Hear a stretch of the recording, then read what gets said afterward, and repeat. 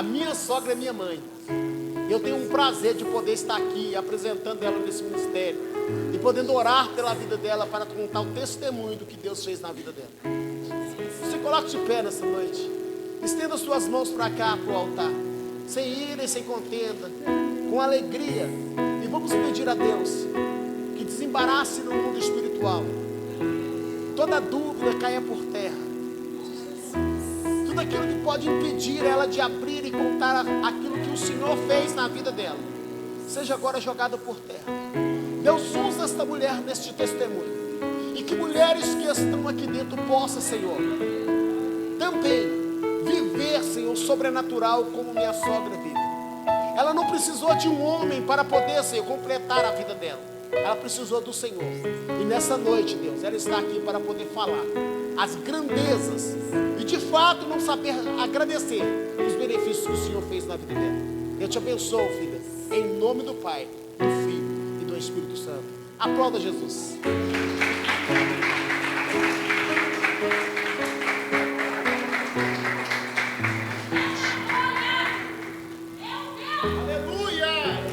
Glória a Deus, aleluia, Jesus. Eu saio da igreja com a paz do Senhor. Né, eu quero agradecer a Deus por estar aqui, por essa oportunidade. Né, quero trazer, né, um abraço do meu pastor, né, o pastor Welton Nunes. Eu sou da Assembleia de Deus, Restaurando Vidas em Sarzedo. A sede é no Ibirité, mas a gente não prega placa de igreja.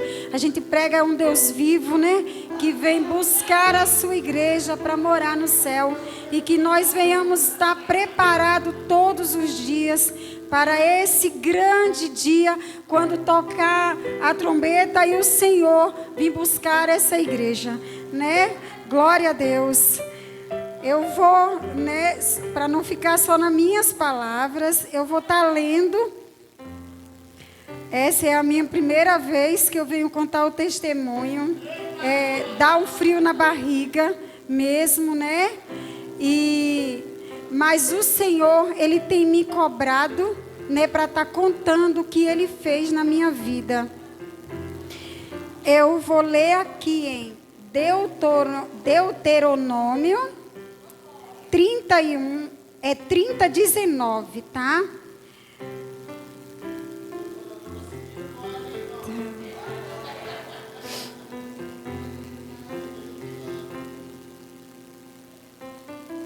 Aleluia, Jesus. 30:19. Aleluia, Deus. Santo, santo é o Senhor. Tu és maravilhoso, Deus. Podemos ler? Os céus e a terra tomo hoje por testemunha contra vós que te tenho proposto a vida e a morte, a bênção e a maldição. Escolhe, pois, vida, para que vivas tu e a tua descendência. Amém? É assim que Deus faz, né? Ele põe sobre nós as bênçãos e a maldição. Eu, quando criança, eu ia para a igreja com a minha tia. Porém, eu não entendia o que era ser cristã. Falar do amor de Deus, saber o que Deus fazia na nossa vida e o que nós tínhamos que fazer.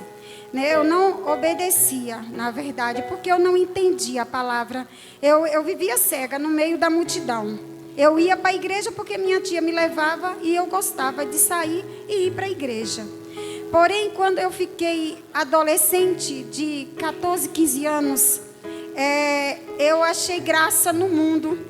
E daí eu conheci o pai dos meus filhos. E eu tinha 15 anos quando eu larguei Cristo para lá, né? E fui ali no mundo dar uma volta. Daí eu fugi de casa. Já comecei a desobedecer meus pais, porque eu entristeci, né? Tanto a Deus quanto os meus pais. E não podemos fazer isso, temos que obedecer o pai e a mãe, né? E tive 4 bênçãos que o Senhor, por misericórdia, me deu. São meus filhos, a minha primogênita Manuela, a pastora Manuela, né? Que foi, né, o meu digamos, o meu porto seguro, o meu alicerce. Essa menina orava por mim e tanto que Deus resolveu dizer, vou salvar, porque ela não me deixa mesmo, ela não para de pedir, glória a Deus. E eu tinha pai e mãe, né? Hoje eu tenho minha mãe, mas eu tinha meu pai e eu vivia debaixo do joelho deles, né? Glória a Deus, porque eu tinha quem intercedesse por mim. Mas durante 9 anos eu vivi uma vida sem alegria, porque o que eu achava que eu ia encontrar, como disse o pastor, o meu genro, né, que achei que a alegria eu ia encontrar no mundo ou no homem, não é verdade. A gente não encontra. Primeiro nós temos que ter Deus para poder vir ter alegria em alguém, porque esse casamento ele tem que ser abençoado por Deus para a gente ser alegre, para ter uma alegria completa. Daí foram 9 anos e eu tive meus 4 filhos e achei que já não dava mais, eu não aguentava mais ser humilhada e eu separei. E ficou pior um pouquinho, porque daí veio o vício, a prostituição, a vida perdida mesmo, e eu cheguei a ser a ovelha negra da família. E sem contar, eu não casei, então eu vivia em prostituição desde minha adolescência. Não façam isso, jovem, não é bonito, não é bem aos olhos de Deus e não é abençoado por Deus um relacionamento sem casar, porque o casamento ele é abençoado por Deus, mas a misericórdia de Deus foi sobre a minha vida e ele me deu os meus 4 filhos perfeitos, com saúde, e a beleza foi só, né, de Deus mesmo que veio, que, né, foi a ajuda. Aí eu separei, vivi uns 4, 5 anos bem perdida e achei que eu tinha consertado a minha vida. Arrumei um homem, esse era separado e casado. Para mim estava tudo certo, eu não entendia a palavra, gente. Eu era a cega que não abria os olhos para ver. Eu achava que agora eu tinha um marido e eu estava bem na presença do Senhor. Eu não estou fazendo nada, eu não estou pecando. E quando alguém me falava, você está em prostituição, de jeito nenhum, eu brigava. Ainda tem pessoas assim, muitas pessoas assim. E hoje eu oro por elas. Graças a Deus. Eu dizia, eu tenho um marido, ele é meu marido e eu não vivo em prostituição, gente. Eu não estou em pecado. Vocês falam muito, mas não era, eu não abri os olhos para enxergar.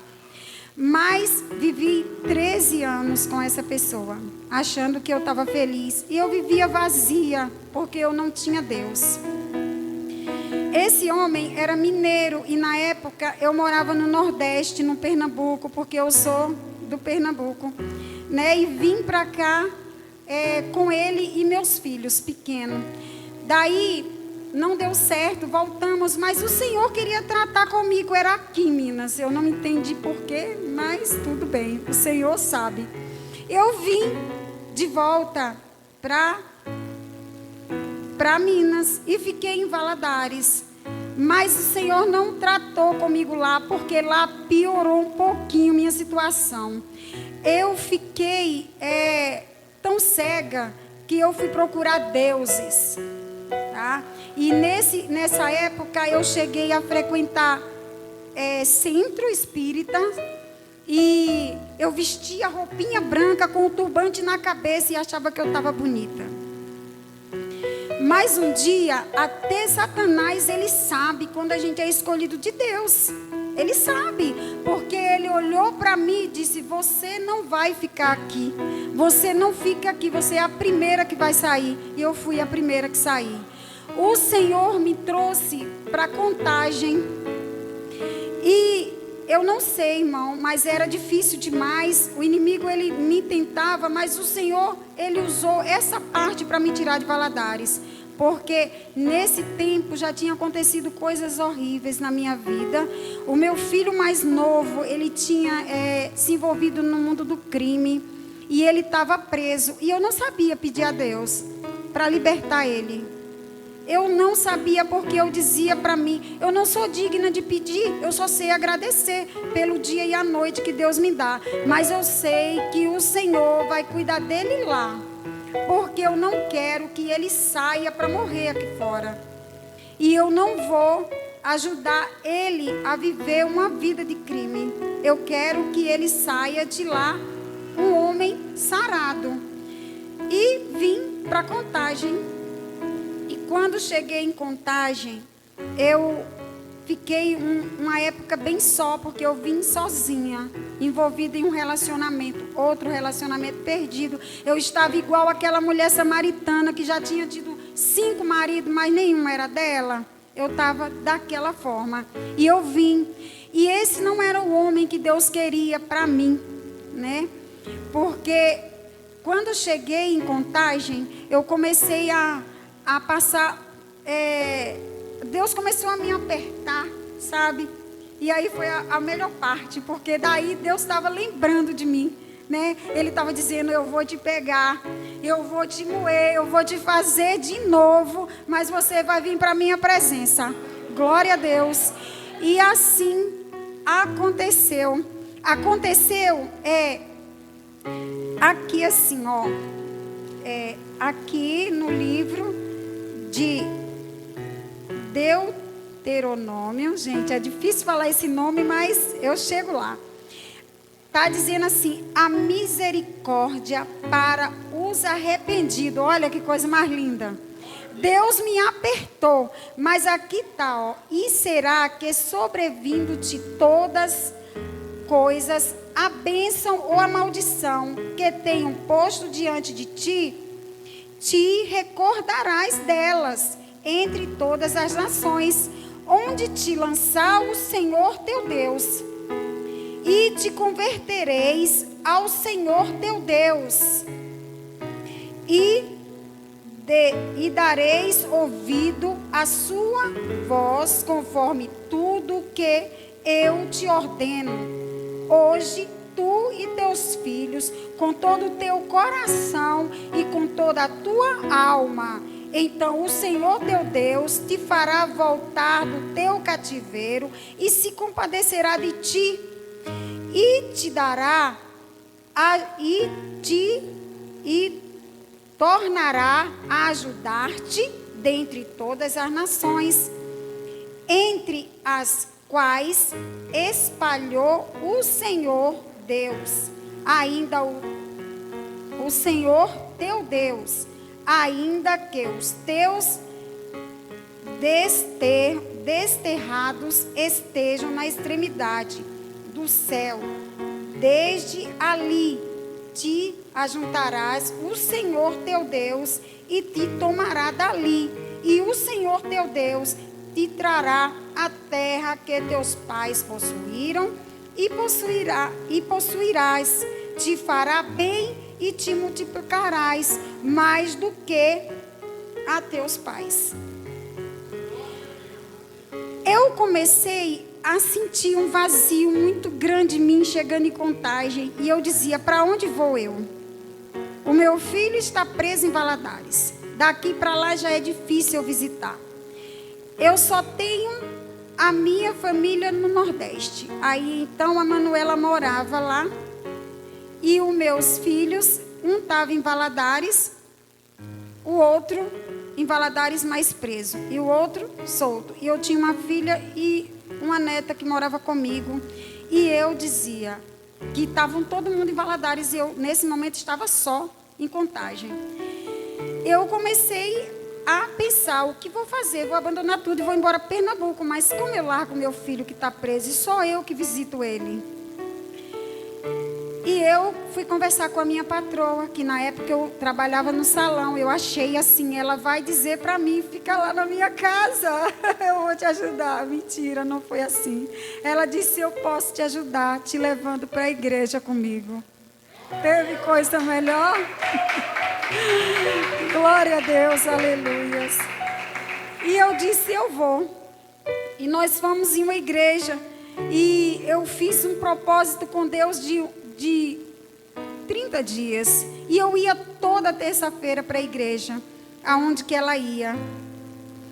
E depois daí eu disse: meu Deus, eu não me sinto bem aqui. Eu queria ir para uma igreja pequena, aqui é grande, eu quero uma igreja pequena, eu quero ficar lá quietinha. E assim, era muito difícil, sabe? A gente quer tudo, mas a gente não busca. E eu fui trabalhar e Deus enviou uma amiga nossa, que na época não era, eu nem conhecia. E ela estava afastada dos caminhos do Senhor, assim como eu. E ela falou, a minha mãe está em uma igreja e nós vamos sair daqui, vamos só receber a bênção. Eu disse, não, moça, faz isso não. Eu estou suada o dia inteiro trabalhando aqui, né? Se eu levantar o braço, as pessoas até caem. E ela fez, para com isso. Não é você que vai levantar o braço, você só vai receber. Quem vai dar a bênção é o pastor. Glória a Deus. Eu disse, vamos então. Vamos, e eu fiquei toda, né, envergonhada lá no fundinho da igreja. E na hora que foi fazer uma oração, eu vi as irmãs lá, era bem Pentecoste, sabe? E aquelas irmãs lá estavam no glória, no manto. E eu disse, nossa Deus, eu nunca vou entrar nisso aí, porque pecado aqui é só o que tem. Eu pensava assim comigo, Deus não vai me usar, nunca. Porque eu estou, né, só... Eu dizia que eu não tinha nem espírito, eu só tinha carne e o osso. Porque o pecado só me afastava do Senhor, mas Ele é misericordioso. Daí ela falou, gostasse? Eu disse, demais. Ela fez, vamos voltar um dia? Eu disse, vamos. E um dia nós voltamos. E era encontro de vasos. E nesse dia estava demais, estava daquele jeito que eu amo. E sabe, e nós fomos lá, e lá nesse dia a irmã rodava e falava em mistério. Eu dizia, meu Deus, quando que eu vou entrar aí nisso? Eu não consigo, porque é difícil demais para mim. Eu tenho tanto... E o inimigo fala no ouvido da gente. Ele diz, meu Deus do céu, está toda suja, como diz, toda errada, não tem jeito. E eu chorava, porque eu dizia, Deus, faz a obra, faz a obra. E um dia eu cheguei na igreja e disse, Deus fala com todo mundo, menos comigo. Eu tenho certeza que é porque eu estou mesmo errada. E isso foi em uma igrejinha bem pequena, no alto de um morro. E eu estou lá, e quando entra o pastor entrou, e ele entrou assim, que parecia que ele estava olhando dentro do meu olho. E eu falei, misericórdia, meu Deus, é hoje que o pecado revela aqui. Mas Deus não envergonha ninguém, né? Quem envergonha é o inimigo de nossas almas. E eu fiquei sentada lá, e a irmã chegou e apontou o dedão para mim antes do pastor ir, e falou, tu ali que está no cantinho sentada, que falasse assim que Deus não fala contigo, fica de pé. Deus tem visto que você se humilha e o Senhor vai mudar, o Senhor vai mudar teu cativeiro, o Senhor vai fazer a obra, Ele vai fazer aquilo que você tem desejo de que Ele faça na tua vida. Porém, se eu não busco, como é que Deus vai fazer? Se eu não dou lugar, como que Deus vai operar na minha vida? Deus não invade, né? Ele é cavalheiro, Ele é príncipe. Eu tenho que dar lugar para Deus trabalhar na minha vida. E eu fiquei lá sentada, só chorava, porque nada me controlava. Isso já era Deus trabalhando, porque o coração da pessoa era tão sujo, tão endurecido, que não saía lágrima, mas o Senhor já estava quebrantando ali, e eu não sabia. Daí o pastor sobe no altar e prega, e a palavra vinha igual uma flecha só em mim. E eu disse, meu Deus, Ele vai falar que é comigo. Meu Deus, eu vou correr, eu vou sair, eu não quero ouvir mais. Ele vai dizer o meu pecado. E Ele falou demais, mas só a palavra falava comigo tudo. Deus estava falando tudo comigo na palavra. E ali eu entendi que Deus tinha plano para a minha vida, que eu poderia ser liberta de tudo aquilo que eu vivia. Quando terminou o culto e foram orar, eu pedi para o pastor orar por mim. E foi o primeiro dia que eu tive coragem de levantar da minha cadeira e ir lá. E quando eu cheguei lá, eu disse, pastor, eu saio de casa para ir para a igreja e eu sinto uma dor nas pernas. E é uma dor tão grande que ela vai travando minha perna e eu não consigo andar. E ele falou comigo, você quer oração? Vamos orar. E quando ele pôs a mão sobre mim, ele disse,